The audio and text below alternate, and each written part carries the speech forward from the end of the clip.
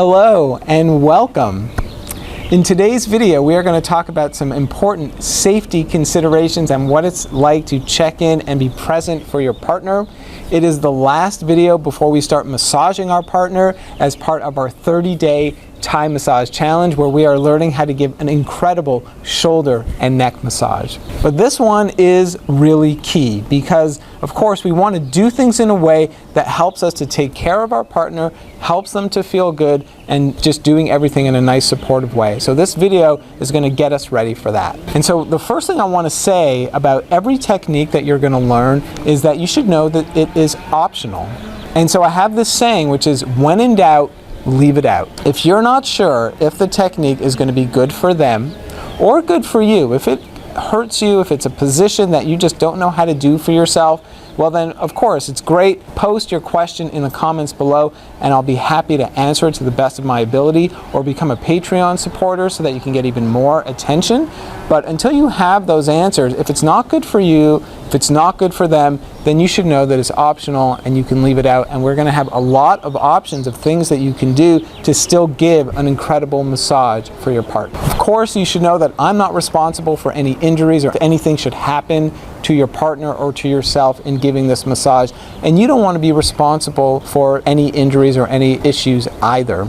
So if you're really not sure if you should be giving this to your partner, then get a doctor to check out your partner first, as well as for yourself, and just do everything conservatively. All right, do everything lightly. Start and stay in the lighter places of touch, of pressure, and then see how they feel the next day. And this is how you can just really be wise and mindful in your approach. You know, whatever issues they have, and especially if they are really strong issues, really a lot of pain that they're going through, well then either it's because they were in an accident and then something very deep has happened in a very instant way, or what's more often the case is that it took years for it to get to the place that they're at, that it hurts this much. And so it's not your job to fix anything, and it's certainly not your job to make it all go away in one session. If it took years for it to get to this point, then it's going to take some time to unwind it and undo it, and you're here for the journey more than the destination. So have that mindset and have that approach in what you're doing. And like I said, be conservative, start with much lighter pressure, and just stay with that lighter pressure. Practice it, see how it feels not only in the moment, but the next day. And then, especially if you're practicing with the same person on a regular basis, you can make decisions and adjustments from there. Now, with all that being said, when you do start your session, there are at least 3 questions that I want you to ask your partner. The first question is, how are you? All right, it's an important question, helps to break the ice, and it just helps to get you present and them present as well for what you're doing. The second question is, physically, is there anything you should know? So are there any injuries? Are there any problems? And of course, here we're doing neck and shoulders, so let's keep it to that area. And as you're asking that second question, you can also ask them to move their body. So for shoulders, a really good one to do is to ask them to make a few circles with their arms. Now, in my case, you might see that when I make my circles, my arms are staying close to my head.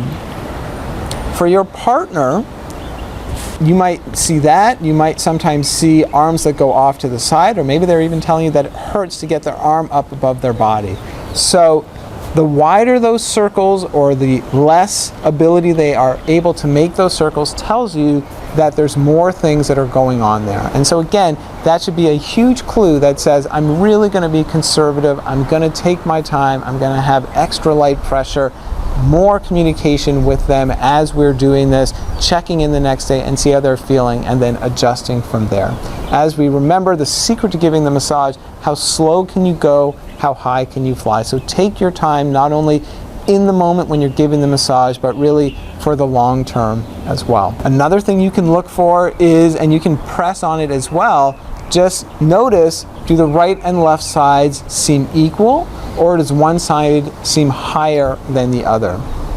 If a side is higher than the other, usually that's a good clue that there's more issues going on with that side as well. So again, you might want to be taking your time that much more when you massage that side. So that's our second question. And our last question is, on a scale of 1 to 10, what kind of pressure would you like in your massage? If 10 is the most and 1 is the least, you just kind of ask that question. But then also take a moment to do a little test. So you could literally squeeze their shoulders. Once they say, let's say they like 8 out of 10, a nice deep amount of pressure. Well, then give a few squeezes, or what I actually like to do is I ask them for a forearm, and I'll squeeze their forearm and ask them what that feels like for them. It's not that you have to necessarily squeeze until they say that's an 8, because if it starts to hurt your own hands, then I don't want you to do it that way, but just to kind of get the conversation started so that you have a sense of what it means for them, and their version of an 8 and your version of an 8 starts to line up. And then when you actually start giving the massage with correct technique, then you're going to ask again, and you're going to really come much closer to giving them that ideal pressure in a nice gradual easing in kind of way. So I keep mentioning how slow can you go and how high can you fly. We really talked about it a lot in the last video, and I'm going to post a link up above or down below. If you haven't watched that video yet, it's really important to do that, because it's really the secret to giving an incredible massage. So take your time and watch that and start to really practice. In that video, you do a little practice of using your forearm to give the massage. So practice it on yourself or on a pillow first, so that you get ready to give it on another person. But very quickly, what it really means is to be gradual in your approach. It is to communicate, especially when in doubt. And as much as anything, it is to enjoy the journey. Make the massage more about the journey than the destination. You will get to the deep amount of pressure eventually, because that's part of the journey. But all along the way, there are so many good things to notice in their body. So many issues that happen with the shoulder are not just about, like we said, the deep place where they're feeling some pain. It's all the associated muscles, it's all the pressure points, it's all the trigger points all around it as well. So all of that is part of the journey, and it's part of your job to enjoy the journey, to notice that and address that as you go along. And I always love to come back to that famous line from Spider-Man, which is that with great power comes great responsibility. These techniques that you're learning here, they work. They work incredibly well. You are already going to be able to give a phenomenal Thai massage, and that is a great power to have. It's an incredible power to have, but with it comes responsibility. So as I've been saying here, just ease in.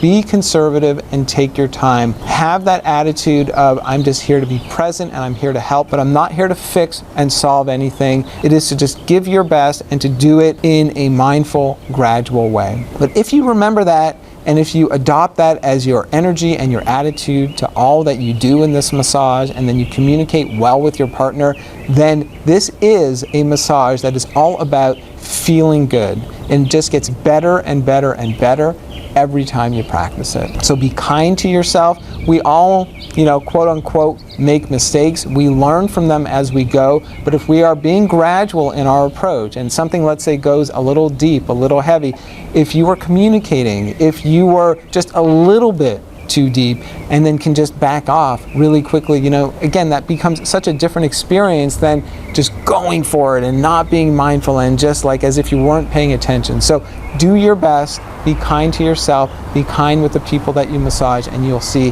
this is going to be such an incredible experience, such an incredible ride for them and for you too.